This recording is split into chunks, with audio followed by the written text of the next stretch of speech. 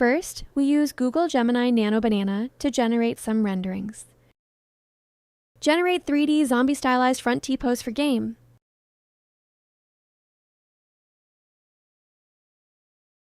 Then generate a left view and a rear view. Then in Hunyuan 3D, throw these pictures in, click Generate.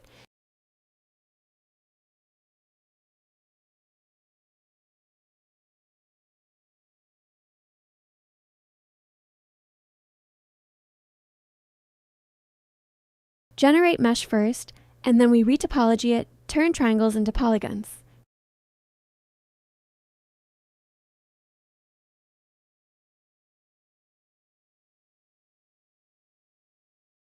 Then we texture it.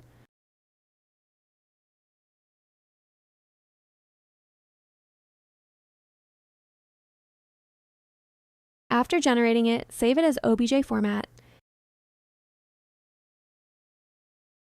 After saving, we import this mesh into mixamo.com.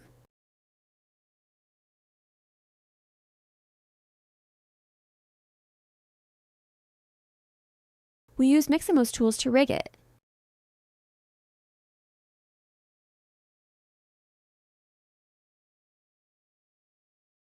After rigging, you can add some animations.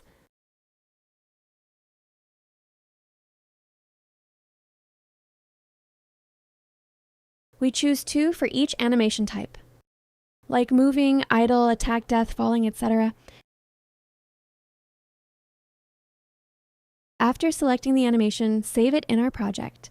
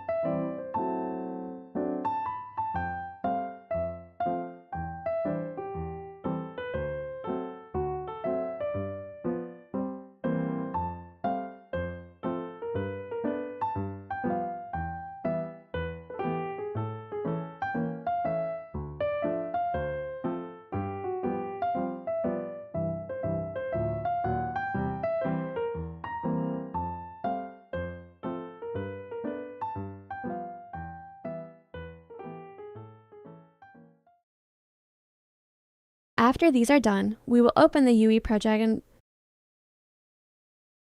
after the assets are generated, we import it into UE. Create a new folder called Assets, then open the previous zombie folder. Import the mesh first with that animation it has. Here we scale 100 times. The main reason is that I have imported it before. When scaled 100 times and then put it in the level, it was exactly the size of a human being. The animation was also imported. It is working correctly. Next, we import other animations as well. Select all these files. Because the mesh has already been imported, we just need to import the animations. Animation import only animations. The animations are all imported. Let's take a look one by one to see if there is any problem. If there is no problem, just save it. Then we import the textures as well. Save it. Next, we generate the LOD. Because the triangle count by default is too high. It's 12,000. This way, the pressure on the GPU is really a bit high. So let's cut it in half, 0.5. Then generate 3 LOD. Each one is the previous 0.25. Click Apply Changes. This way you can see LOD 0. It's over 6,000 faces. So there are 1,000 plus at the far end and then 800. That's okay. In fact, you can shrink it even further. Let's reduce to this level first. Next, we bake our mesh into agent used by Mass Battle. Click this button to open Mass Battle tools. Throw the model in, You can see that all 3 LODs have been recognized. By default is to blend 2 animations together. No need to change it here. The default value is fine. Change the name. Remove these suffixes. Because when it is generated in a while, it will be generated in a folder with this name. Because the animations we import have keywords. Run falling. So they were imported correctly. If not, you need to fill it out yourself. Another is the original textures. These textures, if you fill in this tool, it doesn't have to be filled in, but if you fill it in here, it will automatically comes with textures when generated. This saves you from filling it out later. It is more convenient. Normal roughness. After filling these out, click Batch Rename. This is also, you can click it or not. If you clicked, these assets will be renamed by the rules of the plugin. Here's the upside. Don't we have to fill in these textures just now due to not recognized successfully? Because they don't have keywords in it. Now they have keywords. Let's say we're going to rebake to add some more animations. Then you can see these textures can be automatically recognized. Save you from having to fill it in again every time. These suffixes, we still need to delete them again. Okay, after these are done, click the green Generate button. It will generate something in this Gen Zombie folder. Save it. Let's click on it. This is the agent's data asset. This data asset contains the agent params. All properties can be adjusted. Common ones such as health scale, relative transform of the mesh orientation. It may have gone sideways when imported. To turn 90 degrees or scale it, like the speed of movement, obstacle avoidance, etc. We won't go into details. For each attribute, if you put the mouse on it, tooltip will appear in both Chinese and English. You know what this attribute probably does by reading it. Then we need to check the VAT we just baked. The mesh looks fine, but we need to check its animation. We will open this LOD0 material. By default, it may be like this. So you pick this mesh, then click this button again. You can replace it with its own model.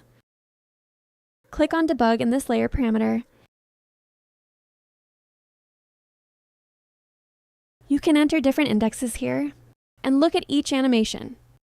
Have they all been successfully baked? Here it is when it's over. Drag this progress bar. You can see this animation blending. Is it blending correctly? If all correct, this debug can be canceled. Then into this detail, take a look at the debug of material FX. For example, burning, the texture is a bit too big. Click on the size of the burning and shrink it a little. This dissolving effect, this is okay. Then frozen. Then the highlight on hit, poison color. If all correct, close it and save it. We need to create a scene now, then generate our agent into the scene. In that case, we will use a UE official content pack. Add a top-down template. After adding it, open this map, run it. You can see we already have a character we can control. Next, we need to generate monsters around our character. First, we need to edit this map. This map needs navigation. So that zombies can find the way to the character, add a nav mesh bounds volume. Let's scale it so it can cover the map. Green places have nav mesh. Click the P key to show hide. After this is done, we need to add a flow field. The flow field is in Plugin's Mass Battle Content Core. Flow field canvas BP. There is a flow field actor in it. Throw it into the scene. Then change this mode to use nav mesh. Next, we will give the flow field a goal actor. This setup here is only for editor preview. Click player start. You can see the flow field has been generated. These arrows can be scaled. According to these flow field arrows, agent can navigate to the center, map center point. Next, because the current flow field, its goal actors is static, but we need to make the goal following our character. You have to set the character as the goal, but I can't fill it in here because our character is generated in runtime. So we need to set it in Blueprint. We open the character blueprint. Then in its begin play, we add getActorOf class, then get the BP flow field in the map. Set goal actors and then self. Put the player's character into goal actors. Goal actors because in the flow field, there is this thing called goal actors. They are the same thing. These two are the same thing. Just one is the default value filled in the editor. The other one is set at runtime. After filling it out like this, we can preview the flow field at runtime. Click on it. The arrow has already followed our player. It's just that its refresh rate is a little low. So we turn on performance, change it to refresh every 0.1 seconds. This refresh rate is high enough. After the flow field is done, you can turn off the visualization, then we can spawn the monsters. We put the spawn logic in the level blueprint. In fact, if you want, you can also write an actor as a monster spawner. The plugin mainly provides monster spawning functions. You can call anywhere. Then in this level, blueprint begin play. Let's run a make template data from data asset, find our previous data asset, fill it in, and then this data asset will be converted into a struct. This struct can be used to generate monsters. Then the benefits of this, we can do some editing of this structure in advance. After editing, we take the edited structure to spawn the monster. In that case, we don't need to modify fragment values. After the spawn, it will be faster, because it only needs to be modified once on begin play. Name it zombie template. Then what do we need to modify? The first thing is to set the flow field to use. We have already set up a flow field in the scene. Now we need to use it. So search here for set mass fragment, navigation. Then click flow field to use. You may be wondering, why do I know it's navigation? How I know to check flow field to use? Because in this data asset, all fragments, their names all here, the flow field is in navigation fragment. Also the flow field to use parameter. But if you fill it here, it works in editor, but not after you pack the game. So I recommend do not fill in directly in the data asset, but in runtime, set it with blueprint node. This is also getActorOf class. Then find BP flow field. Set it when you find it. After this is done, we still need to set zombie. They need to trace player character. We need to make it able to trace the player character.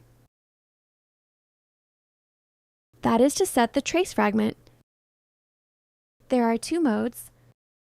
One is to use player 0 as target directly. The other is to do spatial query for targeting. Since what we are doing is top-down survivor, then player 0 must be the target. So we use this mode to save performance. We can change it here. We can also set it in blueprint. For example, search for trace here, then change the mode. Use player 0 here.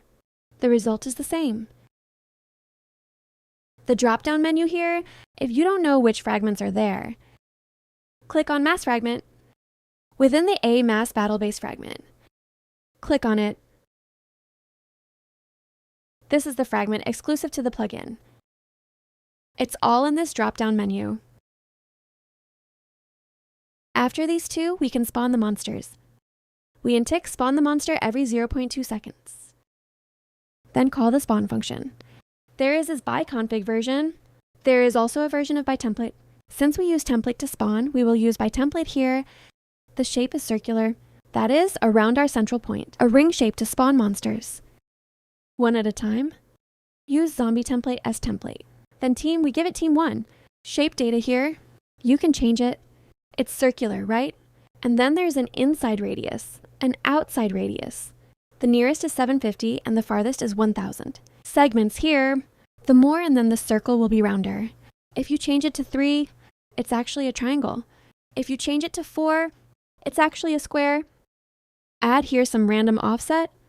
Otherwise, it will always spawn at fixed points. Here we could add world static, world dynamic. This will detect the ground height and put the generated agent on the ground, rather than generating in the air. That's all for now. Let's spawn the monsters. The monsters are generated. There is avoidance between them, but it's going sideways at the moment. So we need to rotate the mesh. Rotate it. Since it is about mesh, it must be in the render transform. Then here 90. It's moving a little too fast. So in move XY, change it to 500. Then the idle move blend space. Set it to 0,500. Move will be fully played at 500.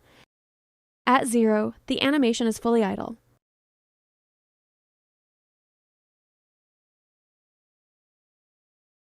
It looks more natural this way.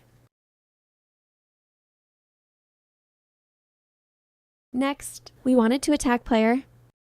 I hope the player and the monsters will be able to collide.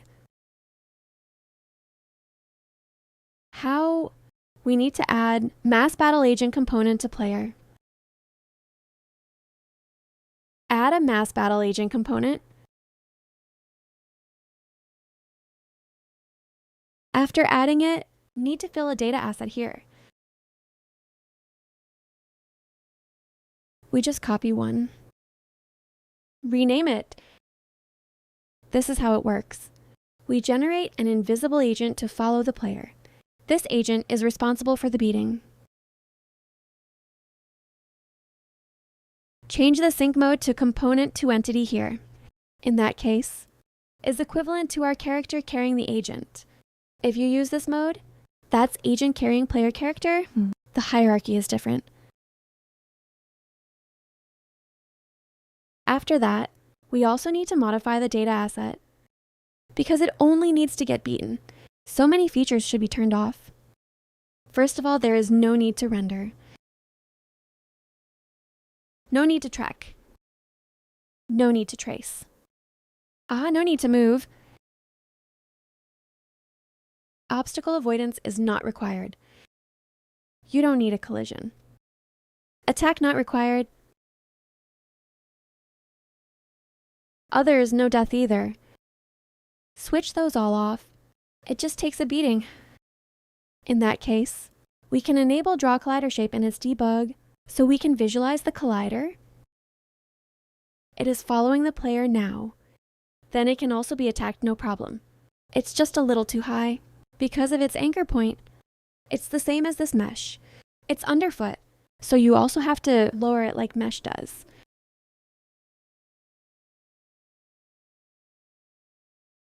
Similar to the anchor point of mesh, it's all underfoot. Run it again, so there's no problem. It's just that the health is too little, gone after one hit. So here, you can change health here, can change this base health.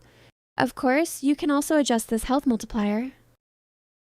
Adjust this health multiplier. For example, change it to 100 times 100. That's 10,000 blood. You can't kill with 2 hits.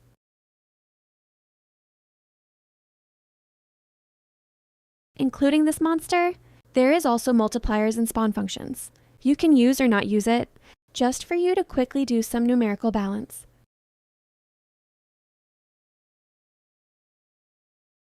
Okay, after that, let's optimize the zombie attack behavior. First of all, the attack duration. It is too fast. Change it to 2 seconds. And the attack range is too far. Change to 50. It's a little too close. Change it back.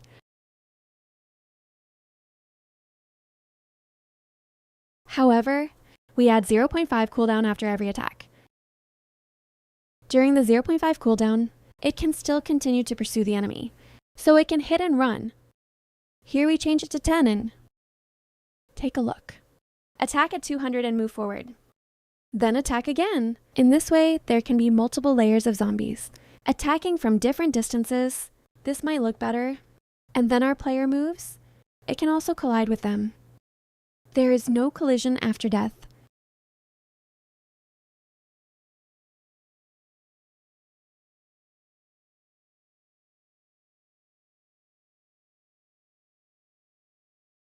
Okay. Next, we make player to deal damage to zombies. We use the most simple method. in player's tick. Every 1 second, delay 1 second. Then we deal radial damage. Apply radial damage and above here. Keep count -1 means deals damage to all agents within. Origin is our position. Use get actor location. Hit from location is also from our own location. Damage debuff needs to be filled in.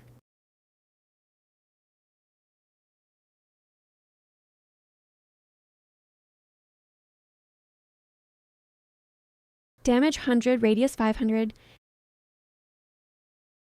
As for query, need to fill it because our player is team 0. Then our monster is team 1. Then when I deal damage, I need to exclude the player. So in none composition, search, exclude team 0 tag. We can also exclude dying tag, the dying agents, then debuff. We can add a knockback,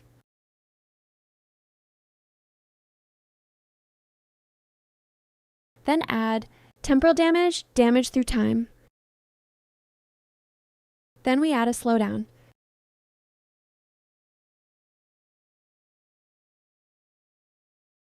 Here we use poison damage. Instigator and causer can be left blank, but if you fill it in, you fill it like this. Mass battle agent, then get entity handle. Fill it in. This is mainly used for statistics, scores, for example.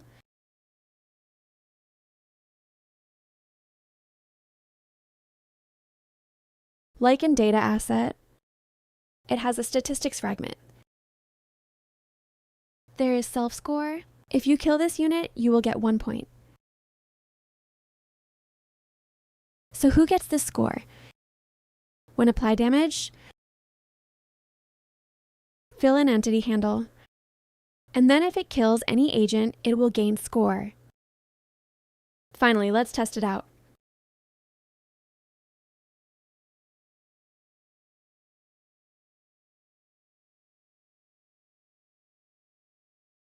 The zombie's health is too low. Killed in 1 hit. Change it to, multiply it by 10. So it's 1000 in health. Burning damage can be seen. Then it slows down, slowing and launching. Let's say I want to make the digit smaller. Make the health bar smaller.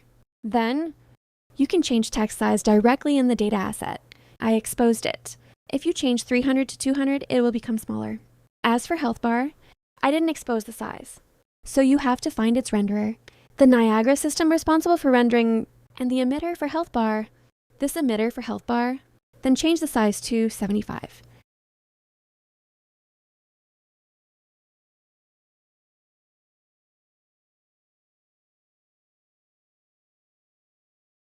There is another problem. You see this zombie can be launched into the wall. It is not colliding with the scene. It only collides with ground.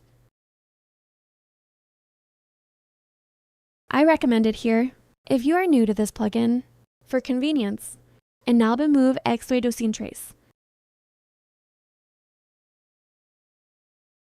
It will trace against this channel. Let's say you want an obstacle. Look what its channel is. World static, right? Then you choose world static. It will naturally react to the obstacles in the scene.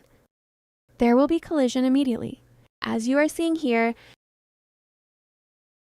Then if you find that mesh is kind of floating above ground, that is because of the flow field. It is different to actual ground. And the flow field is generated based on nav mesh. The nav mesh itself is above actual ground. Firstly, you can adjust the nav mesh height accuracy. For example, change step height to 5. Then change draw offset to 0. You can see that it is very close to the ground. Then the floating appearance will be much weaker. But after all, we are sampling ground height from a simplified version of ground. Sometimes it's still not accurate enough. Like these places, it sinks to the ground. Your zombie feet might be beneath the ground. If you want to be completely accurate, inside move Z. Change the ground detect mode to raycast. This way it will do ray trace for actual ground. It's completely accurate. It will never sink into the ground. But it comes with performance penalties. To my test, its performance is also good. If you use raycast for both, that is, use raycast for the obstacles in this scene. Also use raycast for the ground. 60 FPS? Probably 10,000. But if you want better performance, you need to use some faster obstacles. Say, here I stick to flow field. Scene collision, turn it off, but I still want to collide with the scene. How? I provided a few fast colliders, specifically designed for performance. Inside core neighbor grid. Here it is. You have box.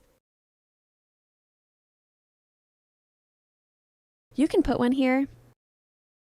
It should be able to pitch as well. Oh, it can't. Block it like this.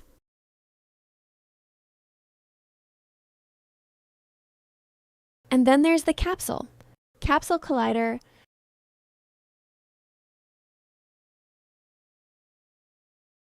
The radius can be adjusted.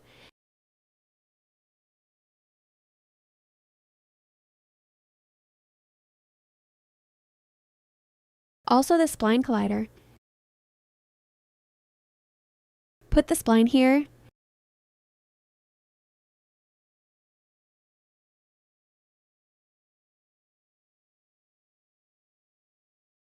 The enemy can't move across. I don't know if this is the right direction. It may be reversed. See, it can't walk past? It's blocked by that spline. Where there is no spline, they can still be launched into. Okay, next, we add hit reaction to character. For example, a health bar, then add a ragdoll effect after death. Open our character. Then we need to add an interface called Mass Battle Agent Interface. Then we get some events. We will need the on-hit event. And the on-death event, when the agent is hit, on-hit event will trigger. When dead, on-death will trigger.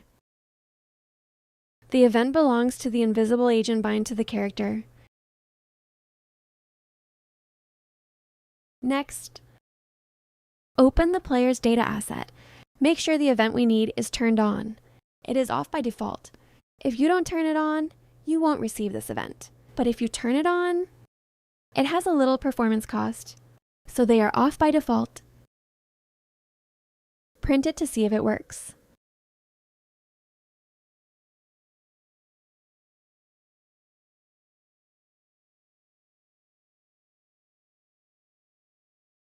Disable attack for now. See the upper left. Hit, hit, hit, death. No problem, the events are generated. Next, we will use these two to trigger blood bar update and ragdoll. First, let's make a health bar. Speaking health bar, the plugin has one already. Inside content, demo player, the BP third person character. It has a health bar widget. I'll copy it. Then on begin play, save a reference. Get widget. Let's see which widget it uses. It's called WB Player Health Bar. So cast a WB Player Health Bar. Save it. Then call its update function. Size to 0.1. Then fill in the current full. For that, we need to acquire the player's bound agent for its health. Use get entity handle. Then get mass fragment. To get health, we get it from health fragment. Current and maximum. Fill in both. Run it. Health bar. It can reflect the true health of player, but it is not updating. Next, we need to update it. In on hit, every hit, we update the health bar, get the current health, and set it. Since we just saved a reference to it, this one, fill that in. See if it can be updated correctly. Good. Next, do right on death logic. On death, we want the mesh to simulate ragdoll. Find the collision section. Make sure the mesh is set to collision enabled. In that case, it will be blocked by ground.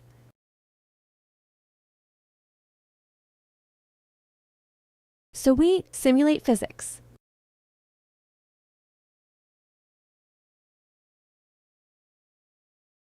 Then we need stop active movement. Finally, do we need to disable player control over it? So we need get controller.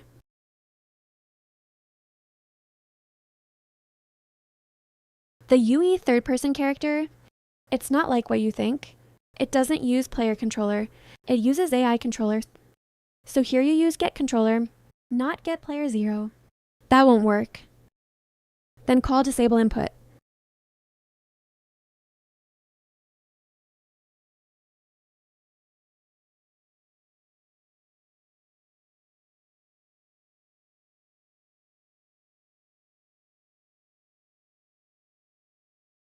After another 2 seconds, we can destroy it. And then, because we already have this in our scene, player starts, we will randomly reborn in one of player starts. You don't have to write that logic, because this is the official feature that comes with the engine. Just put them in there. Better to put them on the ground.